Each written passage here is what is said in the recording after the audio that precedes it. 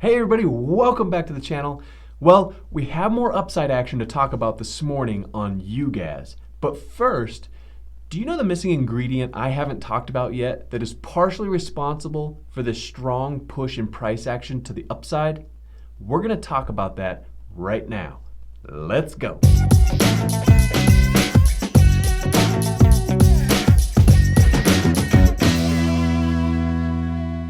So this missing piece of information is called short covering. When large amounts of traders have been shorting the futures market, each of these positions typically has a stop loss in place, and that'll be the exit point if the market moves against the shorts. Now, as cold weather comes into play and price starts to move upward, some of these short positions hit their stop losses.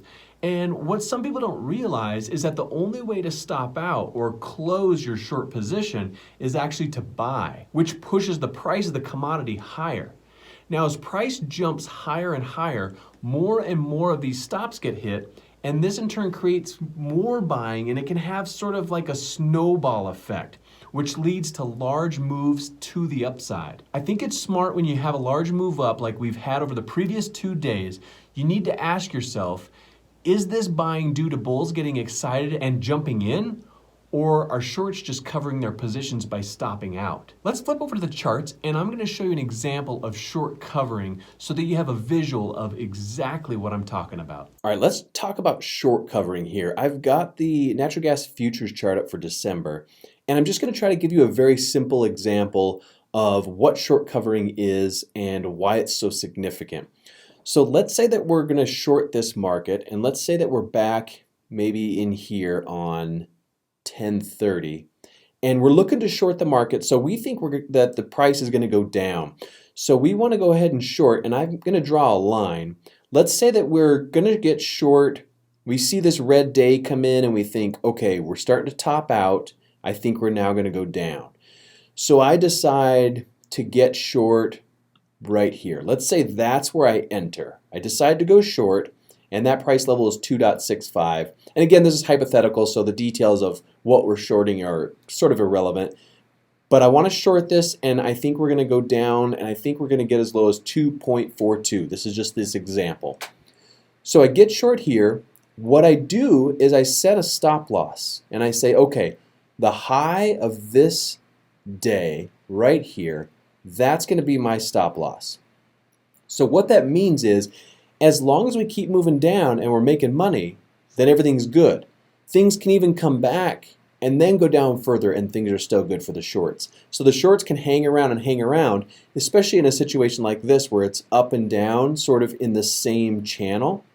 But what happens is when you get a gap up like we had here, the price action broke above their stop loss. This was their stop loss. Stop loss is just the absolute furthest debt or furthest biggest loss they're willing to take on this trade. It's the point where they're saying, I think I'm wrong, I'm going to exit. And a lot of shorts will say, okay, at this overhead resistance level, if that gets broken, there's a good possibility that that could become support, like we've talked about, breaking above, retesting it, and then going higher. So if that's their point, they say, okay, I'm going to stay in the trade as long as we're moving somewhere below this line. We're moving down, we're moving up, we're moving further down. I'm still okay with it. But the minute this gap up happened, this got triggered and it closed the position. Now, when you close a short position, what happens is, if this is 2.738 right here, then that means that to close the position, say they were short 100 shares, then that means that they bought 100 shares at 2.738 in order to close their position. So what that did was that added more fuel to this pop and helped push it up higher. And that could be a reason why we saw a gap up, because if price action just moves up gently, like it did here and here and here, that's just price action moving higher. But when you break a significant resistance point like we did here, and we talked about it yesterday, and I'll post the video right here on this card so that you can take a peek at that and look at yesterday's video to see what we were talking about in terms of this high point getting broken. Once that got broken, the reason it gapped up, I think, is because a bunch of stops got blown. So a bunch of automatic predetermined buying got added to the market suddenly and caused a big pop up. Now, some people might have their stops here, others might have it here, some might have them here, and here, and here, and here. They might all have their own reasons for putting stops here. So you can see that every time one of these gets broken, it pops buying action into the price action and pushes it higher. Then it hits another stop loss. It gets more energy added to it. It pops higher. Then more, and it keeps going until all the stops are gone, and then you get a pullback, and then a lot of times the big money comes in and says, the stops are gone, I now feel comfortable taking a long position and moving higher into the winter. So that's just a quick hypothetical example of what a stop loss is and why the stop loss causes action to violently move higher really, really quickly. So I hope that cleared things up just a little bit. Now let's head back over and let's talk a little bit about the weather. So no doubt colder weather is contributing to this strong move in price action for natural gas. The 15-day weather forecast came in yesterday as much colder than what guidance had advertised late last week, according to bespoke weather services. So when you combine a bullish outlook on the weather with more intense short covering, you get powerful moves to the upside like we're seeing this week. I want to jump into both natural gas and the UGAZ charts and reevaluate where we are and update support and resistance levels so you have updated information to assist your trading this week. Let's take a peek at the charts real quick. Hang on, hey, real quick, I want to thank you for your efforts yesterday. The channel gained a ton of new subscribers, and if you're new to the channel today, hit the subscribe button, try out the channel for a week, let me know what you think. If you're new around here, leave me a comment below. I'd love to hear from you. Okay, back to the charts. All right, natural gas. Here we go. We got it up on the daily time frame. Just going to zoom out a tiny bit.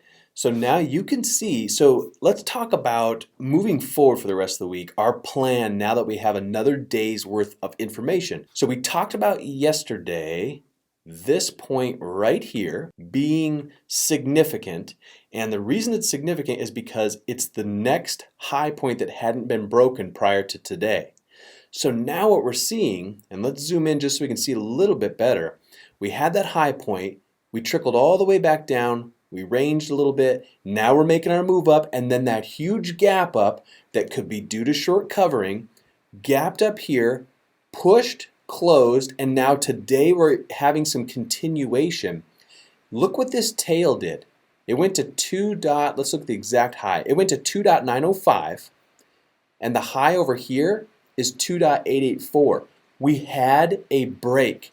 So we broke the high and then retreated right back underneath. So now we're back below the high.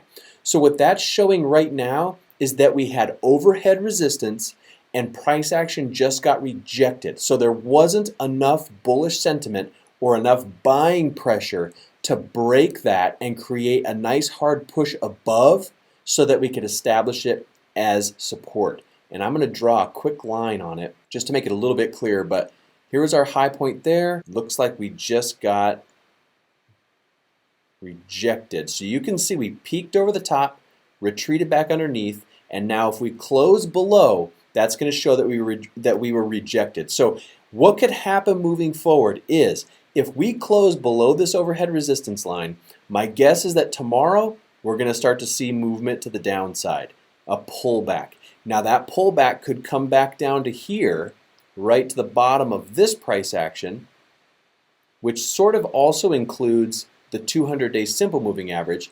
So this could act as support to go back to the upside, or we could break back down into this gap. If we break below this level into this gap could fill, we could touch the bottom and then go higher. So we kind of have multiple things working here that could happen. We could break out and bust above. In that case, I would be selling into that pop and waiting for a pullback back into this level before we go higher. If we truly do get rejected today and we close below this line, then I would be looking to take some profit today and wait for the pullback into this level before getting back in.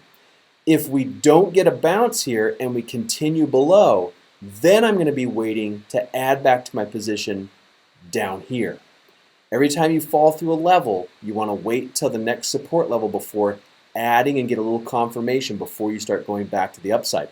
Now, these three lines could also cause some interesting stuff moving forward into next week, being that it could cause a little bit of range-bound activity. It could keep us hung up for a while until the big money comes in and says, winter's here, the shorts are gone, it's time to go higher, and then we get a big violent breakout above. In that case, we sell into that pop, wait for the pullback into this level, add back to your position, and then hopefully cozy in for the winter. So that's the chart on natural gas. And now I quickly want to flip over and just look at UGAZ. And let's see what we had today here. So we mentioned all these lines yesterday, the overhead resistance, and I'm still watching that closely, and I'm still going to be putting out content around UGAZ and what I think is going to happen moving forward. But it seems like we've got our clear support level up here, which would be a great place to add back in as we go up. We have a resistance level being that 200-day simple moving average, where I would take some profit, take a tiny bit off the table and put it in your pocket. We got a weird kind of green doji yesterday. We gapped up. We got kind of a green doji today. So things are kind of strange on UGAZ right now. It's held like perfectly solid. That's a perfect little doji cross. So we'll have to watch this going into tomorrow. If we do get a strong move up, my guess is we could get rejected by this level. So if we touch that 2250 mark tomorrow, I'd probably take a little bit of profit and then wait for the pullback to add to go higher. If we get a strong bust above right away, then I would sell into that pop and wait for the pullback into this level before we go higher from there.